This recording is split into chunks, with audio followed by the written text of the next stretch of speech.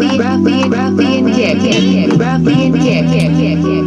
up, y'all? This is Ruffiankick. I'm here to do a comparison video, my own comparison video for the Sp-404sx and the Sp-555. For those who didn't know, Nimbus 2.0, which of course is not this one, which is the other one with all the stickers that I had on it, that shit was stolen from out of my Honda Civic. And go figure. So I got this one donated to me by the homie Offbeat Ninja. What's up, Kiri? How you doing, my nigga? And then I copped this one with some of the proceeds I got from my GoFundMe donations, as well as a couple of paychecks. But and that's just my Novation, you know, Launchpad Mini. But we ain't talking about that. Anyway, comparison video. So I wanted to kind of give my own little review of the main differences of both of these machines. I've had a good amount of time with these machines. Before I get into everything, go ahead and like and subscribe if you want to see more videos like this. Also, jump on my Bandcamp page. I did put an album out November 19th, which today is the 25th.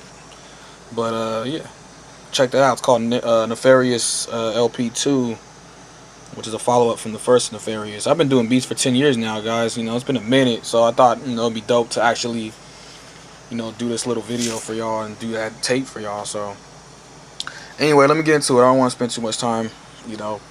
So anyway, let's start off with some of the main differences other than the size. Everybody knows the size. You can kind of see I actually changed out the knobs and put those on here. These are from DJ Tech Tools. We'll start with something completely new, because for those who've watched this video, they probably already maybe even have an Sp-404sx and they're considering upgrading to this. I'm gonna show you guys some similarities and some, you know, pros and cons. So let's start with one thing. Let me go ahead and play that loop again. So you still have the hold button, which is the same hold button that's on here. It's the same, works the same. I looped this, of course. You know, I got the loop button, everything turned on. You can see right here, it still has the same kind of layout. You got your gate, loop, you know, stereo, mono, you know, mark.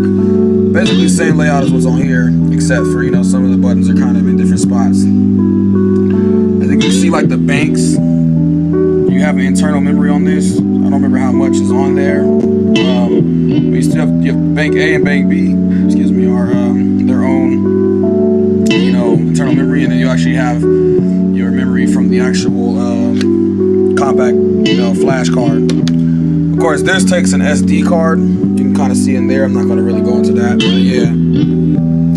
You get 24 effects on here. You get actually 37 on this one. Something like that. I think I say it was 37, and it includes these and the ones on top.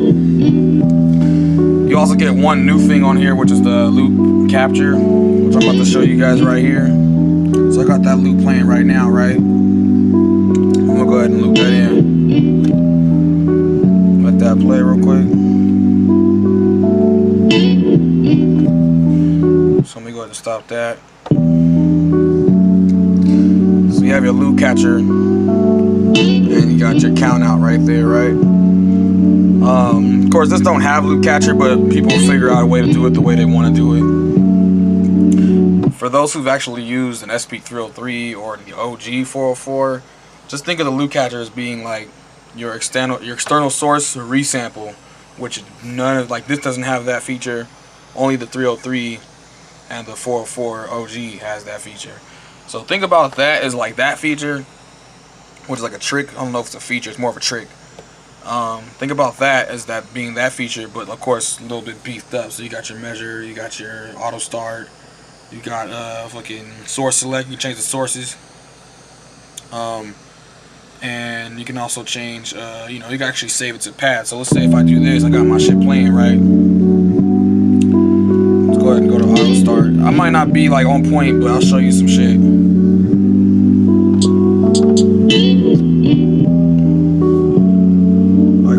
Try this.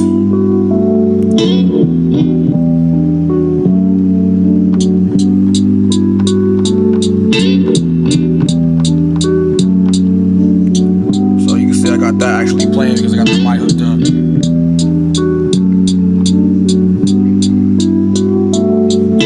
So you see it has overdubs, so you can just build your own beats when you don't have the recording. So let's go ahead and do that.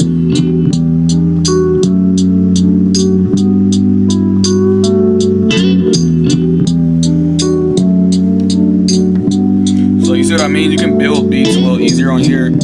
Just think about, since I'm showing you this as an example for this being like the external source resample, it's very similar. It makes me miss my 303.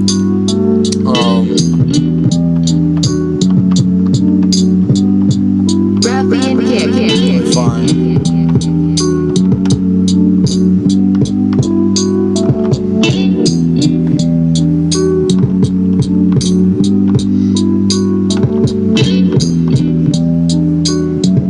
So you see what I mean? You can build a beat easy. Have to fill that in. So since you got that built, right? Let's say you got that beat built. Now when you want to like move that shit over, you can just open up a empty area and just save that shit to something else. You can just jump it over there and save the pad. It'll record it for you real quick. And then of course, now that you got that stopped,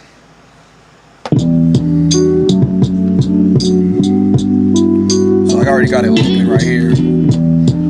And then let's say you want to add some more shit to what you already had kind of banked in here. You can go do more.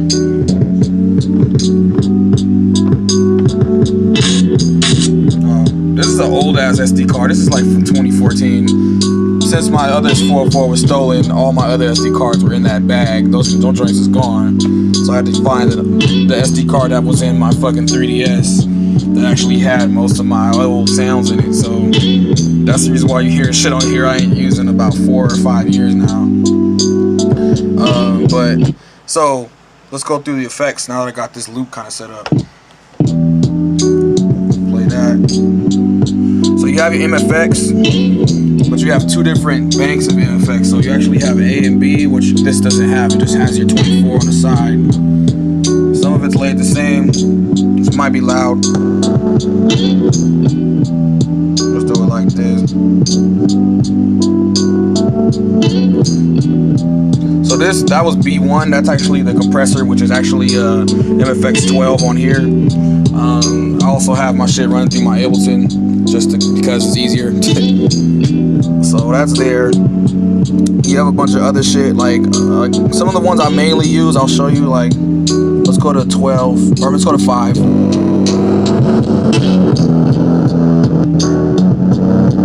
This is the lo-fi compressor, lo-fi schmo-fi, which I kind of have my shit like that. They kind of jacked this from the, if I could like, I think I remember it being on the 505, which I have one of those too. So yeah, SP gang just playing. Anyway, yeah, you still have like some of your cool, you know, dope normal effects. Vinyl sim, of course, is still on there. I'm bringing that up because I know everybody was going to ask.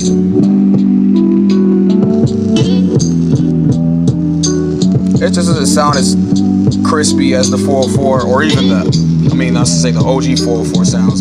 The SX sounded nice, but everybody knows the 303 and the OG 404 have the better vinyl sim. That's like without question.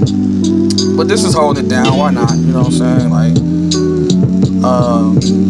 you still have your isolator button, which is similar to what's on here. You still have your DJ effects looper. So yeah, that's still on there. It works exactly the same. You know what I mean? So that's nothing different there. It might sound a little kind of different, but that's because it's got its own signature, you know. Something new that this doesn't have would be your super filter, which actually shows you your high pass, your band pass, and your low pass.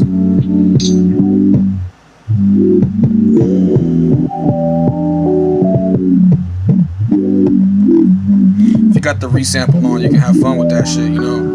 That's one filter that's on here, right? But you also have the D-beam, which is up here. This is something specifically for this. I think they used to have a D-beam on the fucking Sp-808 back in the day. I don't know, but this one works a little cooler.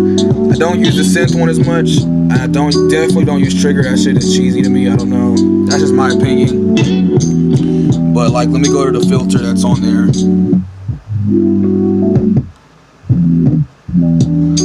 You guys have probably seen that before, but that's there. On the synth, if you wanted to use that, it's up to you, of course, but like you have different, so if you hold the synth button, you see there's two different pads lit up. You have your synth effect and your synth engine, like the different sounds that you can perform with those. So you can change it if you wanted to. That's kind of that's cool, but like I said, I'm not really going to use that as much. I might, maybe in the future, but I haven't had this for that long, but yeah. But you can kind of see some of the effects that you have on there. I would go through all of them, but kind of don't want to. You still have tape echo. Some of these are exactly as the ones that are on here, except you can kind of see there's a couple of different ones, like amp synth. That's new, that's different on here. Noise generator. You got your equalizer still there. That's MFX 13 for those who didn't know. That's still on here. But yeah, you still have all that shit, you know. Another thing that's pretty dope that this doesn't necessarily have is you got your own standalone metronome button. So let's say if y'all are like, you know, obsessive compulsive and you guys want to just kind of map in your own samples on BPM, then you can do that with that. And it also works completely standalone, so you can, it'll work with the pad sequence and everything, which is of course the same as that what's on there, but you can now do it on like freely and it'll work for all of it. If you guys go through your manuals, if you guys have a manual for this, you'll see that there's actually a picture of the routing for all the audio, so it'll actually tell you which audio goes to what. You know what I mean? So it's pretty dope. And of course the metronome is completely free from everything, so you can kind of have that mapped and you can use that for this and kind of have it as reference. Not necessarily, it's not going to record into the beat or nothing like that when you resample, but yeah. But yeah, so you like see how I still got that. When you don't want that anymore, you can delete that as if you were deleting a pad, and then now my shit's not there no more. But because I saved it to a pad, I still have it. So imagine, like, you know, building your own shit, even like sampling a normal loop and everything, and then adding different parts. You can use this to save to the rest of the pads. So that's just G. I like that. You know what I mean?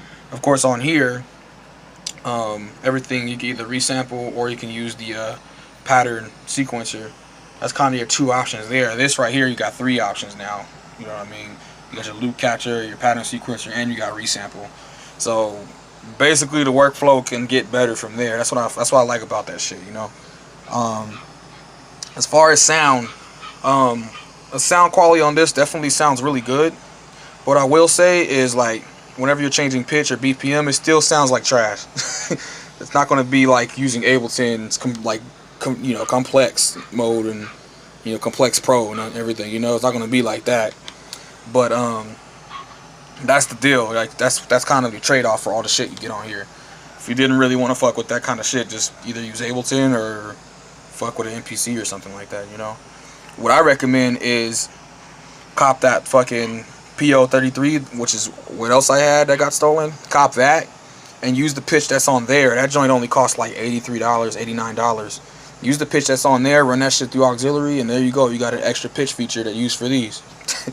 I used to use that for some samples before I got it stolen. I only had that for 2 months, less than 2 months. But I'm gonna get another one, and you guys will see me back using that shit again. But for the time being, I'm doing everything through here and going through Ableton with it until I get another interface.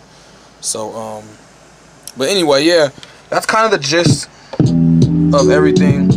One more feature that's kind of new with this that I didn't really bring up quickly because it's kind of cheese is the velocity sensitivity. The Sp-555 has velocity sensitivity, but it's corny. It does not work as good as what you think it works like. You know what I mean? So I just keep my shit at fixed like it's the 404.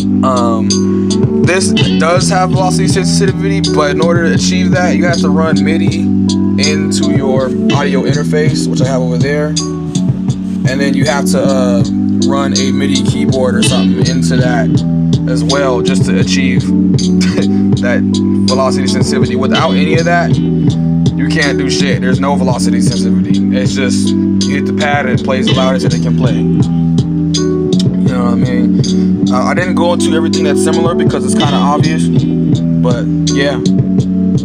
Anyway, that's basically what I got going on for y'all. I wanted to show you guys that. Let me know in the comments about today.